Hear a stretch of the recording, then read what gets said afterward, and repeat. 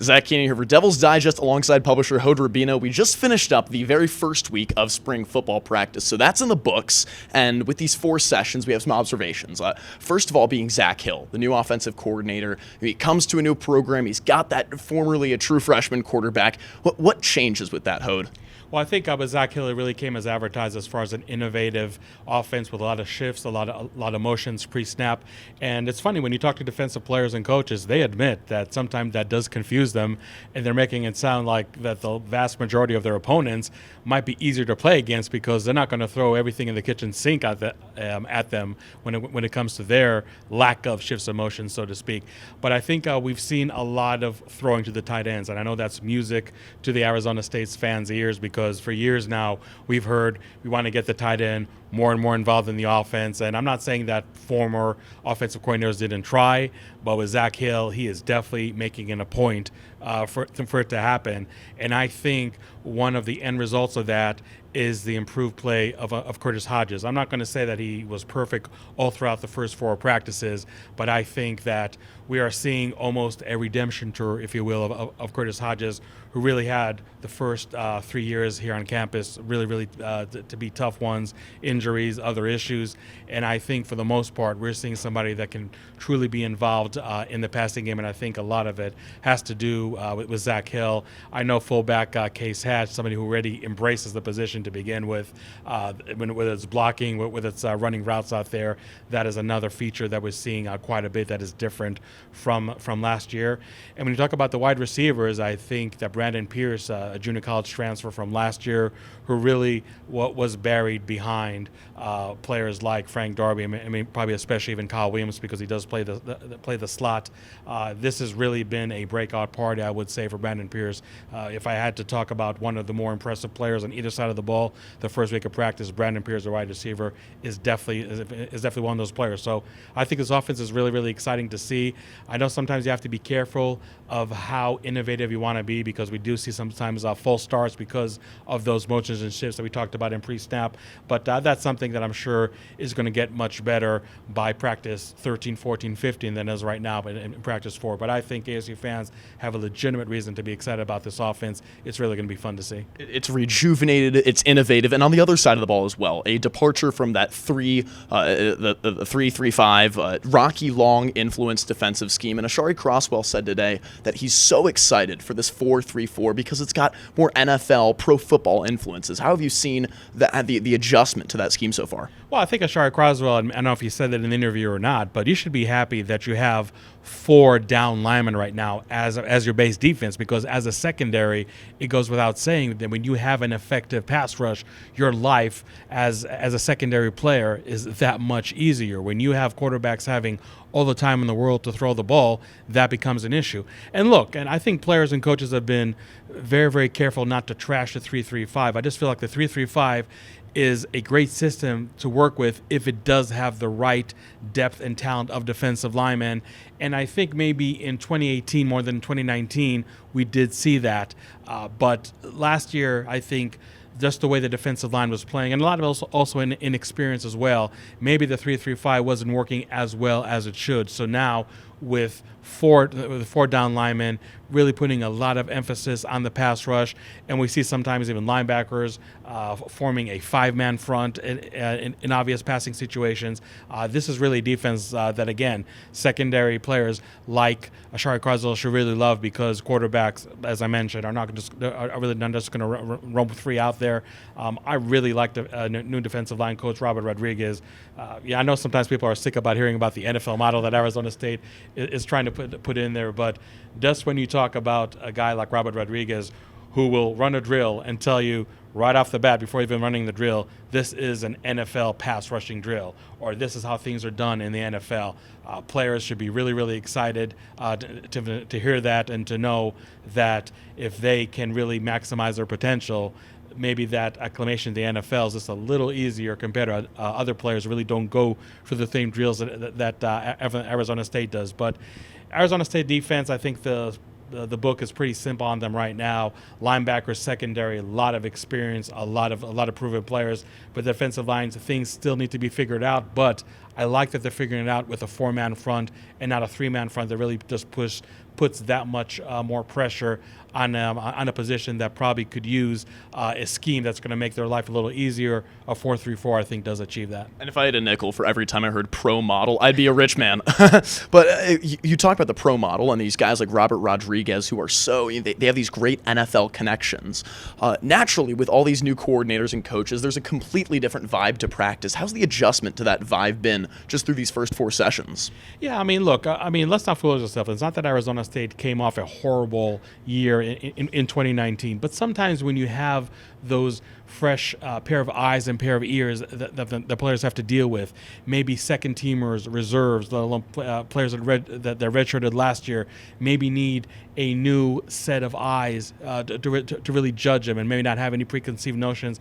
I think that really does go a long way. So yes, when you talk about guys like Robert Rodriguez who do bring that NFL style into the defense, obviously Marv Lewis, a longtime head coach in the NFL, now a co-defensive coordinator at Arizona State, something I don't think any of us even saw coming, even when he first arrived over here. That obviously helps too. But I think what I also like is a lot of younger coaches, Chris Hawkins, the secondary coach, Prentice Gill, the wide receiver coach, guys that are still in their 20s, especially a guy like Chris Hawkins, removed only 2-3 years from his playing days.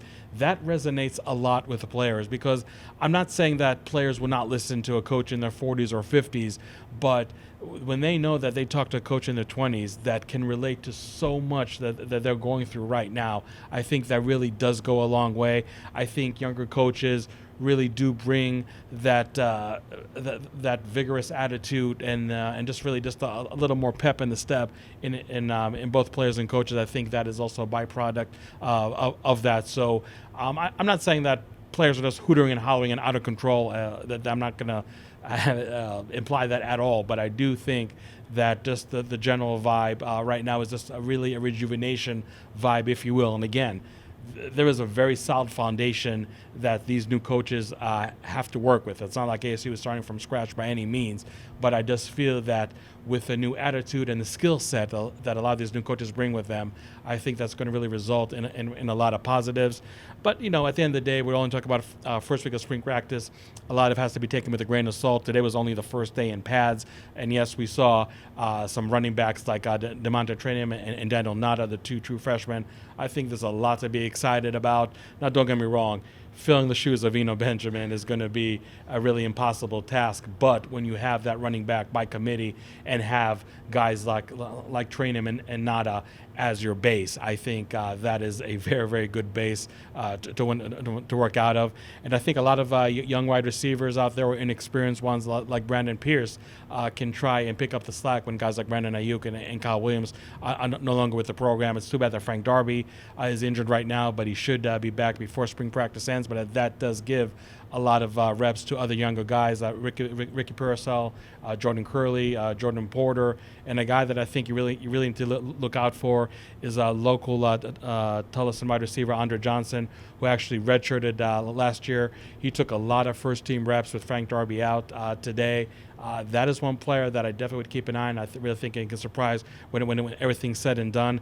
And it was great today in practice also see the future. Johnny Wilson, Chad Johnson Jr., and Elvie Bunkley-Shelton there in practice. A lot of inexperienced wide receiver, there's no doubt about that, but I think the talent level out there is something that you really definitely have to be a lot excited about. So when you look at the offense, a lot of youth and inexperience, but yet a lot of talent at the skill positions. Offensive line, still a lot of upperclassmen over there on the line, but don't forget players like Donovan West and Ladarius Henderson did play a lot last year. That definitely should help. And on defense, as I mentioned, if they can just figure out the defensive line to play at a consistent level to really improve the pass rushing capabilities, you're really set already at linebacker and secondary. So this defense, I feel, can take even another step forward in 2020. It's going to be really exciting, but I think for the first week of spring practice, we're seeing a lot of positive signs and as much progress as you'd like to see in that first week. I think you are seeing it right now with the Sun Devils. There's so much excitement festering. You hear the chatter, you hear everyone talking, people coming open to the public these spring practices. Everyone's so excited for the season. Now, with 4 sessions down, what's on the to-do list for ASU, for this football team? What else they have to do with the remaining time that they have left out of spring ball? Well, for me on offense, I know it's one of the biggest cliches, but it really starts and ends with the offensive line. Yes, you have returning experience with guys like Donovan West and Ladarius Henderson. But Ladarius Henderson is now playing right tackle instead of left tackle. We talked to him just a few minutes ago, and he had no problem admitting that the adjustment is still tough on him. So that is one thing to look at the offensive line. You have a redshirt freshman in Ben Scott starting at center, just because with Cade Cote, as we speak right now, the situation is still unclear whether he will or will not get that 6-year of eligibility from the NCAA. And if he doesn't, Ben Scott is probably your opening day starter, a redshirt freshman. So again, still a lot of inexperience on that offensive line. Everything has to come together. It's great that you have a left tackle grad transfer from Texas A&M and Kellen Deesh. You probably remember Herm Edwards for weeks, if not months right now, was talking about wait until you see our left tackle. Wait until you see our left tackle. 6'6", 300 pounds, enough said. It's hard to miss him. It's definitely hard to miss him, and definitely obviously bring a lot of size and, more importantly, experience and leadership for this young offensive line. So if this offensive line can really mesh as quickly as possible, Ladarius Henderson can really minimize that learning curve from left tackle to right tackle. That is something that, at least for me, is way, way high on the to-do list. And again, on offense, just really being able to absorb that playbook as seamlessly as possible. Zach Hill said he's going to be careful not to throw a lot of things at them, but what he is throwing at them is such a departure from previous offensive schemes. So how quickly can a lot of inexperienced, skilled players adjust to that? That's going to be huge. And again, not to sound like a broken record, but on defense, I feel really comfortable with the way the linebackers and the secondary are playing. Again, a lot of returning, proven players. But at the defensive line, yes, you have somebody proven like Jermaine Lole, Shannon Foreman as well. But there's a lot of question marks out there that really need to be figured. And I'm really curious to see how the rest of spring practice progresses in that vein. Because again, like I said, when it comes to defense, a lot of pieces are in place. But if that defensive line can really be figured out, that's going to be the last piece to a very pleasant puzzle, in my opinion. Well, there are a few question marks, but not too many. Not too many question marks. Well, for all exclusive interviews, daily video recaps, and so much more, make sure to head on over to DevilsDigest.com for all the latest, as well as stay following us on Twitter at Devils Digest. For Hoda Rabino, I'm Zach Keenan. Have a great weekend.